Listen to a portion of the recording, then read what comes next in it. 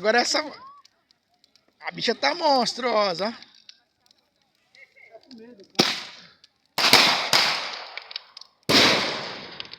Tinha que fazer duas dessas, né?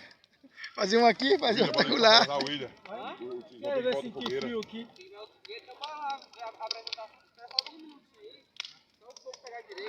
Já pegou, jovem. Aí não tem mais jeito. Aqui, nem água. Deixa jeito aí. Tá bonito o fogo, ó. Ele joga pra cima, bota pro lado um pouquinho, pra baixo.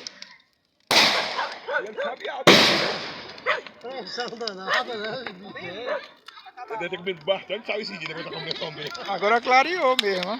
Uma pressão, hein?